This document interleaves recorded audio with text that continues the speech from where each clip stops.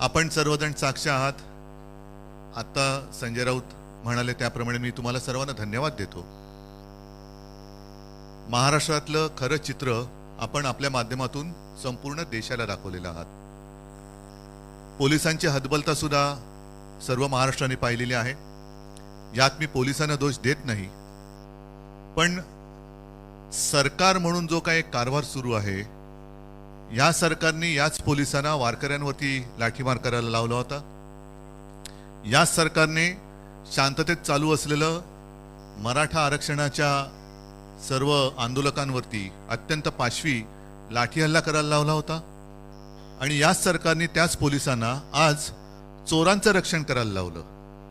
म्हणजे मी समजू शकतो पोलिसांची मानसिकता काय झाली असेल, की ज्यांना कसं वागवायचं हे त्यांना पोलिसांना कळले, त्यांचं रक्षण करावं लागतंय। अशी नामुष्की मला नाही वाटत यापूर्वी महाराष्ट्रामध्ये कधी पोलिसांवरती आली असेल। आज मी स्वतः आलो होतो, हे एवढ्यासाठी आलो होतो कारण सत्तेचा माज ह्या गद्दारांना आलेला आहे। यांच्याकडे हे नेभळट आहेत, अगदी मी उघडपणाने सांगतोय, नेभळट आहेत।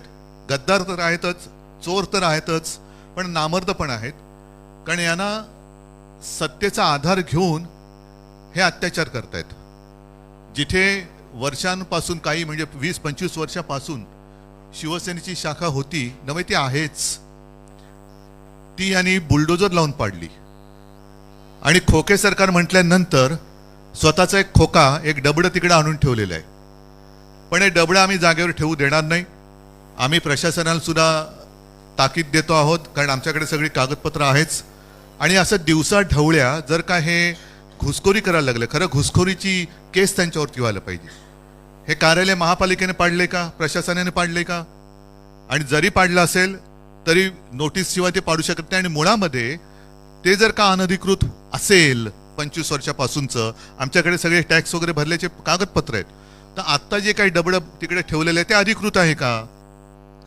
तर उद्यापासून शिवसेनेची शाखाही तिकडेच होईल। उद्यापासून म्हणजे आता उद्या दिवाळी आहे, एक 2-3 दिवस दिवाळीचे होऊ द्या, पण तिकडेच शिवसेनेची शाखा आमच्या, कारण शिवसेना ही एकच आहे। मी मध्यंतरी म्हटलं होतं की इलेक्शन निवडणूक आयोगाला चिन्ह कोणाला द्यायचं न देण्याचा अधिकार जरूर असेल, पण कोणाचंही नाव दुसऱ्याला देण्याचा अधिकार निवडणूक आयोगाला, निवडणूक आयुक्तांना नाही। त्याच्यामुळे शिवसेना ही एकच आहे आणि ती आमची आहे। त्याच्यामुळे शिवसेनेची शाखा जिथे होती तिकडेच राहील। आणि पोलीस आहेत, महापालिका प्रशासन आहे, यांना सुद्धा मी नम्रपणाने सांगू इच्छितो की हा जो काही एक जुलूम जबरदस्तीचा प्रकार चाललेला आहे, एक तर तुम्ही बाजूला व्हा, आम्ही बघून घेतो यांना काय करायचं ते आम्ही बघतो। पण पोलिसांकडनं त्यांचं रक्षण होणार आणि आमच्यावरती जर का दंडुके चालणार असतील तर एक ह्या गद्दारांना कळलं पाहिजे की त्यांचं राजकीय आयुष्य आता अल्प राहिलेलं आहे। एक थोड्या काळापुरते हे सोबती आहेत राजकारणामध्ये, त्याच्यानंतर त्यांचं काय होईल? गद्दारीचा शिक्का तर आहेच, पण त्याचबरोबराने चोर म्हणून जो काही शिक्का त्यांच्यावरती लागणार आहे, लागलेला आहे, तो त्यांना पुसता येणार नाही।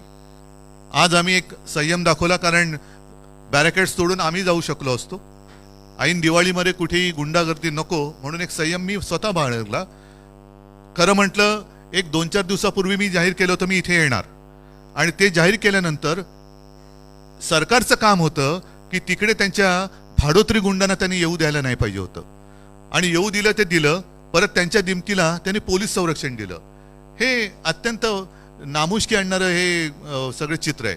आणि एकूणच ज्यांचं आकलेचं दिवाळं निघालेलं आहे त्यांच्यामुळे महाराष्ट्राची दिवाळी वाईट होऊ नये म्हणून आज आम्ही संयम बाळगलेला आहे। पण याचा अर्थ असा नाही की दरवेळेला आमच्याकडनं संयम आणि तुमच्याकडनं यम असं काही होणार नाही। जर तुम्ही तसे वागणार असाल तर आमच्या सुद्धा संयमातला जो स आहे तो गेल्याशिवाय राहणार नाही। आणि मग परत एकदा सांगतो, पोलिसांना बाजूला ठेवा, जे काय व्हायचं ते होऊ द्या, ठीक आहे?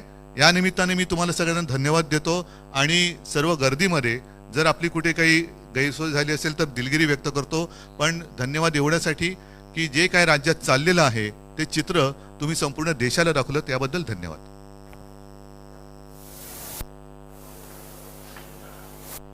ठीक आहे,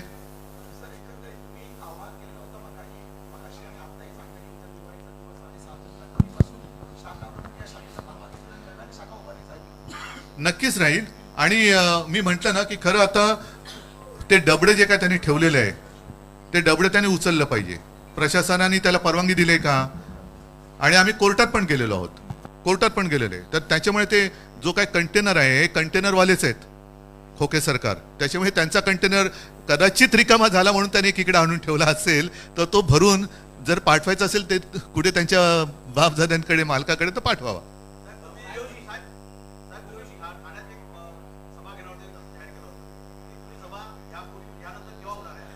मी सांगतो तुम्हाला, नाही गद्दारांना धडा शिकवण्यासाठी मी ठाण्यात येण्याची गरज नाही. ठाणेकर हे तगडे आहेत आणि ठाणेकरांना गद्दारी चालतच नाही मुळामध्ये. कारण गद्दारांना धडा शिकवा हा आमच्या आनंद दिघेंचाच एक गुरुमंत्र हा ठाणेकरांनी जोपासला आहे. त्याच्यामुळे ठाण्यामध्ये गद्दारी चालणारच नाही. मी सभा घेणार आहे ते थोडं एक काही दिवसानंतर याचं, कारण का आता नुकतंच दसरा मेळावा झालेला आहे. त्याच्यानंतर दिवाळी झाल्यानंतर एक महिनाभरामध्ये वगैरे आपण इकडे सभा घेऊ. डिसेंबर किंवा जानेवारी सभा. हो अर्थात, नक्कीच.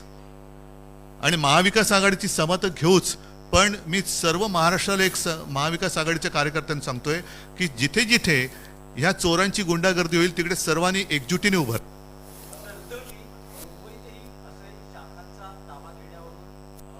नाही, संघर्ष नाही झाला. एक सांगतो, एक शाखा त्यांनी आमची पाडण्याचा हे केलं बेहरामपाड्यातली, आणि त्याच्यामध्ये नंतर जे काय घडलं ते तुम्हाला माहिती आहे. आमच्या शिवसैनिकाच्या भाषेत ज्यांनी शाखा पाडली त्याने जाब विचारला.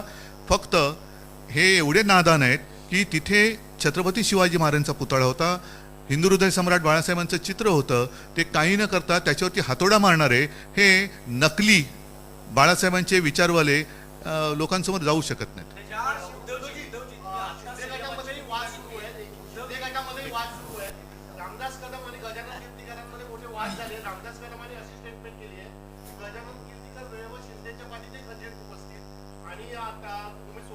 गद्दारांच्या वाटा गद्दारांना माहिती, मी काय बोलणार.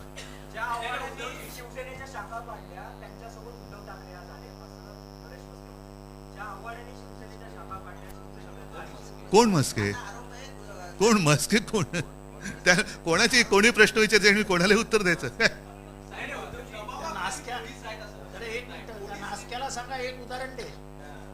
ठीक, जाऊ दे ना, त्याला केवढे उत्तर द्यायचं. हा होय, नाही मी खरं प्रामाणिकपणे सांगतो, मी कुठेही पोलिसांचा अनादर व्हावा असं मी वागलेलं नाही आणि वागणार नाही. कारण शेवटी पोलीस हे आपले रक्षक असतात. आणि मी जे म्हटलं ना की ह्याच पोलिसांना त्याने वारकऱ्यांवरती लाठ्या चालवायला लावल्या. याच पोलिसांना जिकडे जरांगे पाटील बसले होते, शांततेत बसले होते, तिथल्या माता भगिनी आणि वृद्धांवरती, लहान मुलांवरती सुद्धा 5वी लाठी हल्ला त्यांनी करवला. याच्यामध्ये जे चोर किंवा गद्दार बसलेले आहेत हा त्यांचा गुन्हा आहे, पोलिसांचा नाहीये. आणि पोलिसांना तुम्ही पाहिलं असेल, माझे कदाचित कॅमेरे तुमचे ऑन असतील तर मी त्यांना तेच सांगत होतो की ही हतबलता आहे, पोलीस हतबल आहेत. आणि ही हतबलता महाराष्ट्र बघतोय, देश बघतोय, आणि ही हतबलता महाराष्ट्राला परवडणार नाही. आज त्यांनी सत्तेच्या माजावरती शाखा पाडली, उद्या कोणाची घरं पाडतील.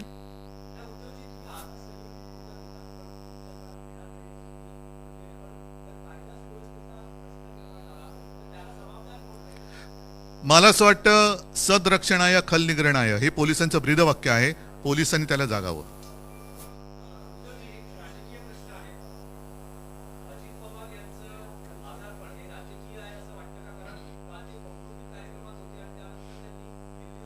माझा आता अजितदारांशी काही संपर्क नाहीये, त्याच्यामुळे त्यांना कसला नेमका ताप आहे, सहकाऱ्यांचा ताप, मनस्ताप, म्हणजे ताप आहे की मनस्ताप आहे हे त्यांना माहिती, मला नाही माहिती.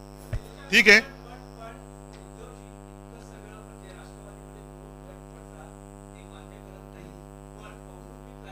जाऊ दे. मला वाटतं आज त्याच्याबद्दल बोलण्यासाठी मी नंतर परत येईन. पण आज एकच आहे, पुन्हा एकदा सांगतो की यांचा सत्तेचा माज हा आता उतरवण्यासाठी आम्ही सगळेजण रस्त्यावरती उतरलेलो आहोत. महाराष्ट्रातील जनतेला एकच सांगतोय की तुम्ही काळजी करू नका, आम्ही मजबूतीने तुमच्या सोबत आहोत.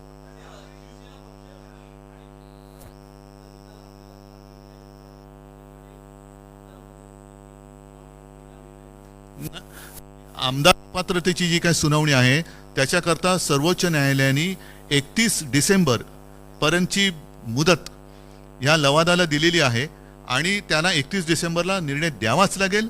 तो काही दिला तरी देखील किंवा नाही दिला तरी देखील जानेवारीच्या पहिल्या आठवड्यात माझ्या अपेक्षेप्रमाणे सर्वोच्च न्यायालय ह्याच्यावरती निकाल देईल आणि तो न्याय देईल अशी मला खात्री आहे.